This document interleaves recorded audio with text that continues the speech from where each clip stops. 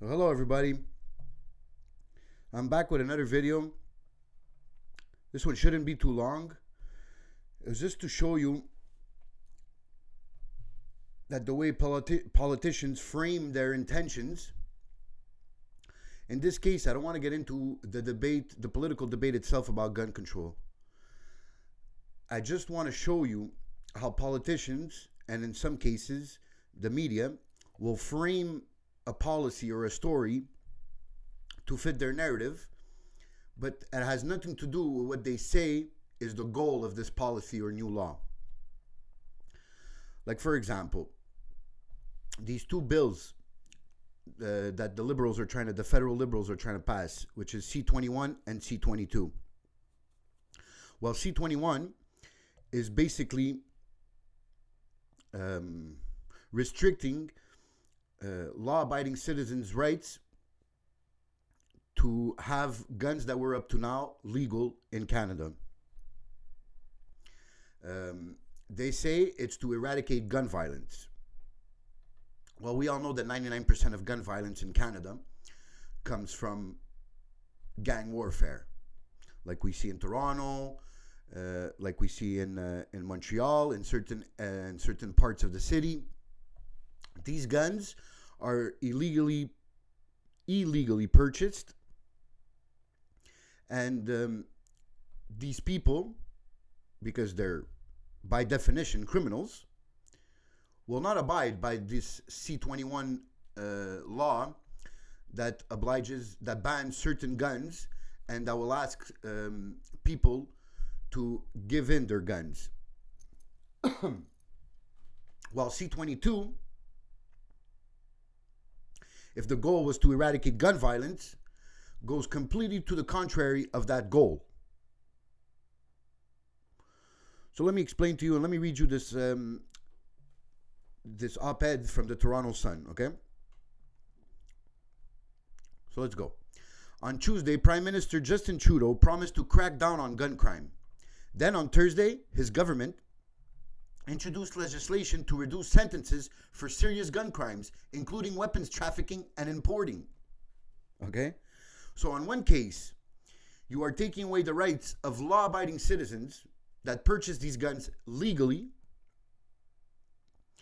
But with the other hand, you are reducing sentencing for serious crimes involving guns, like weapons trafficking and importing illegal guns across our borderline, basically, which is a heavy, serious crime. So let me continue. The Liberals are getting rid of a series of mandatory minimum sentences, even for people convicted multiple times of gun offenses.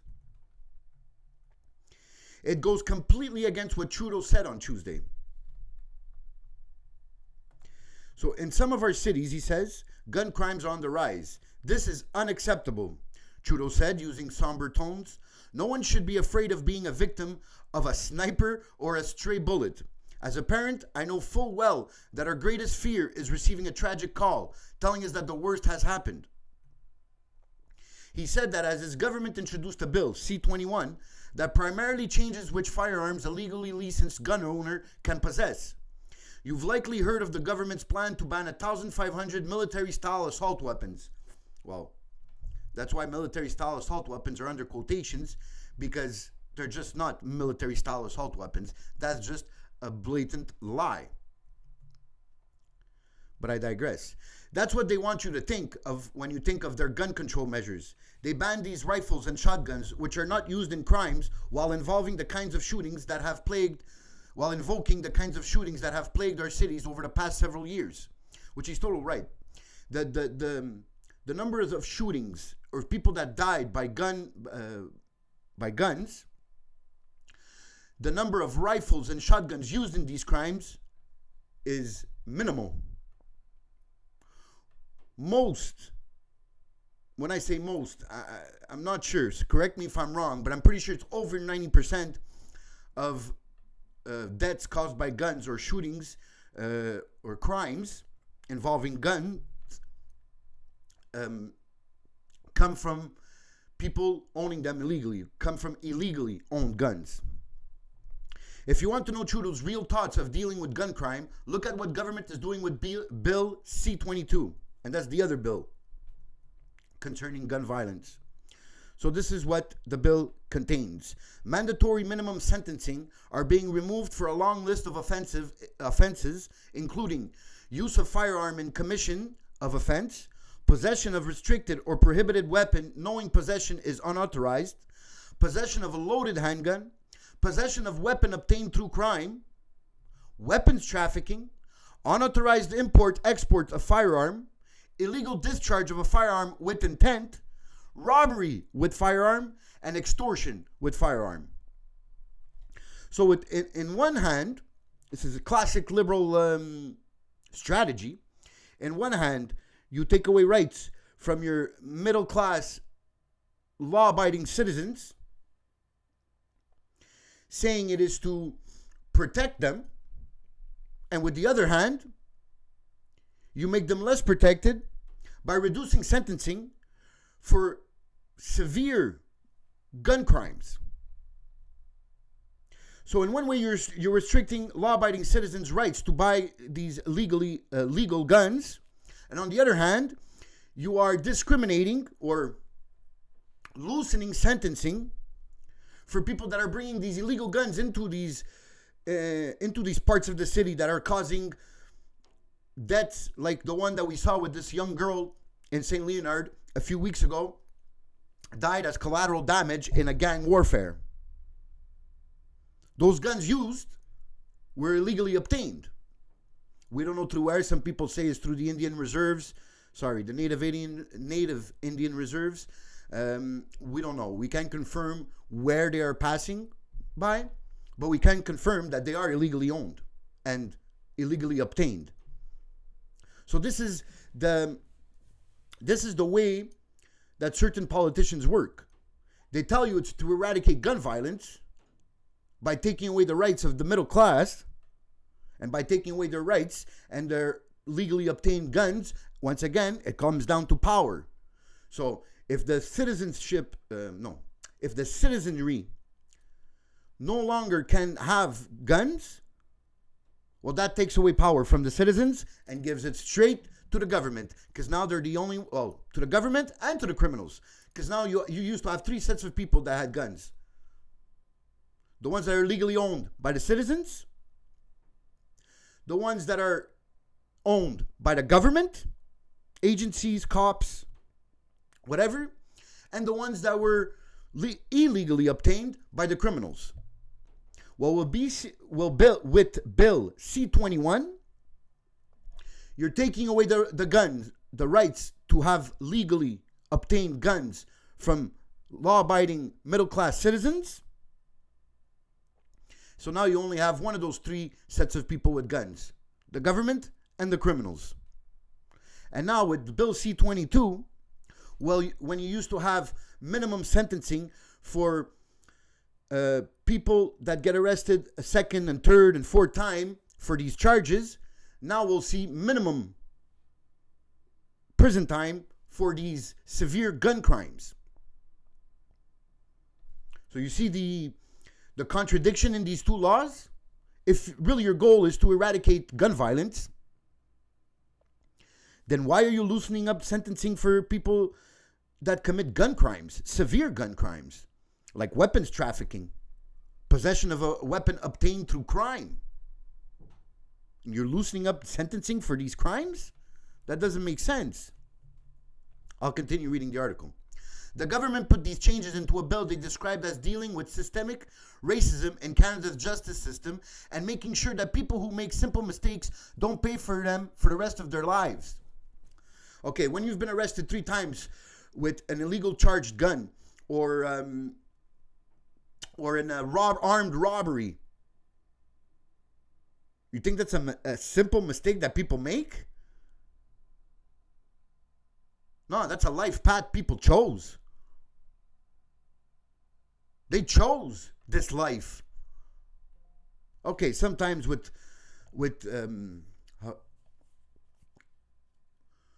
situations that make it hard on them, there's no doubt about that. growing up in a parentless or in a fatherless house, which most of these people in these poor neighborhoods do, whether they being white, Arab, Spanish, black, whatever, the race doesn't matter here, because there's criminals of every race. So yes, I know times and growing up in these situations is hard, but you get arrested once, could be construed as a mistake. But 2, 3, 4 times, now it's a choice that you've made. So by loosening up these sentencing for these crimes, and using the excuse of systemic racism in Canada's justice system. So now when somebody's arrested for 3 times for armed robbery or having an illegal gun on them, that is racism?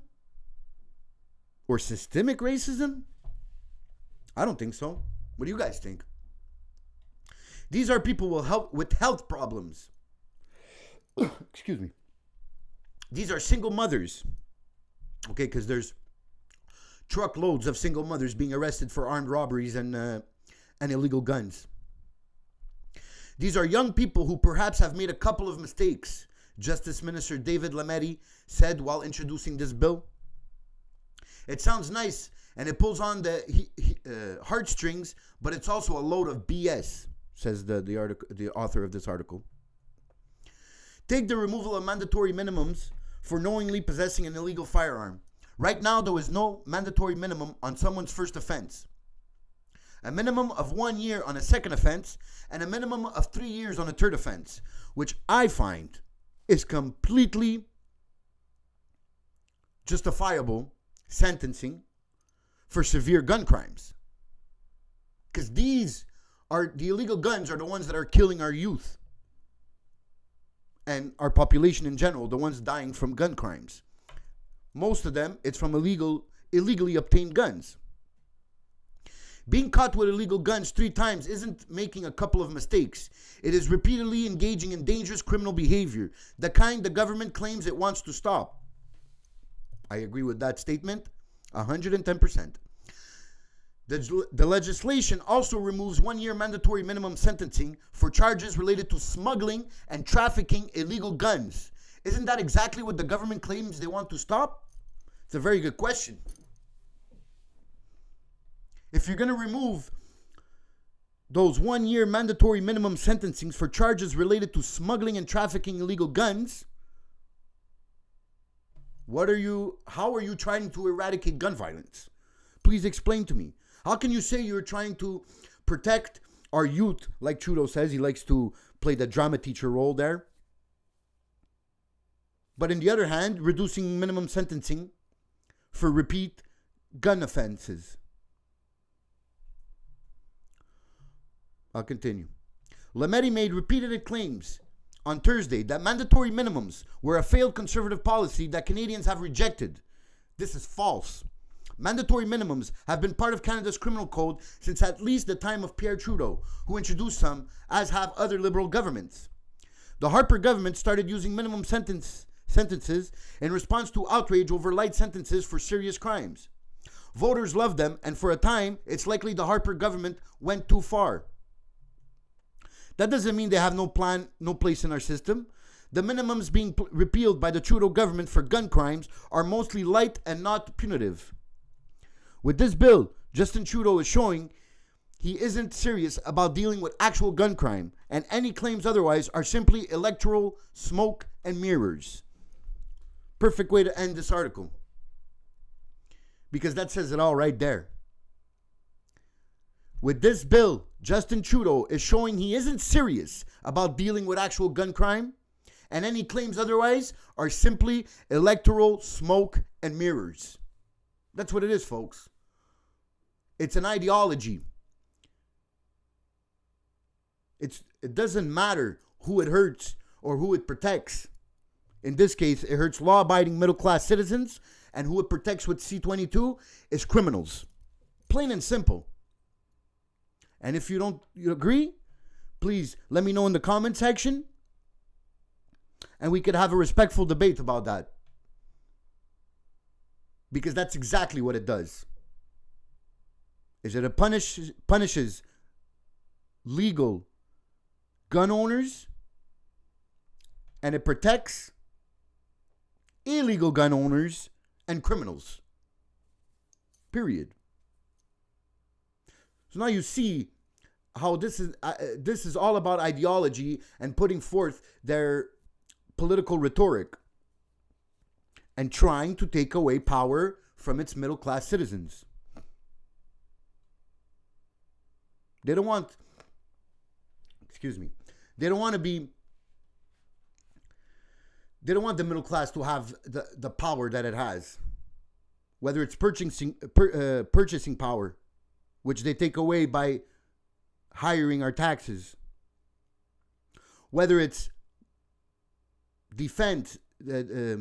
self-defense powers that we have by being legally allowed to buy guns with background checks and with all the measures and the gun control that I agree with.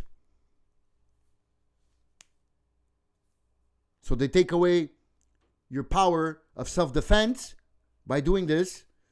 And the third way they're going to take away the power from the middle class is through the cancel culture and this new critical ideology putting forth in our institutions that I've talked about in previous videos.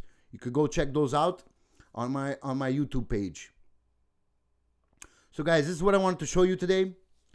The illogical and plain out misleading gun legislation they're putting forth, and how the reasons they're doing it are not the real reasons for why they're doing it. So guys, smash the like button, subscribe, and leave comments in the comment section below so we can have a discussion about this. Thanks for tuning in. Hope to see you soon.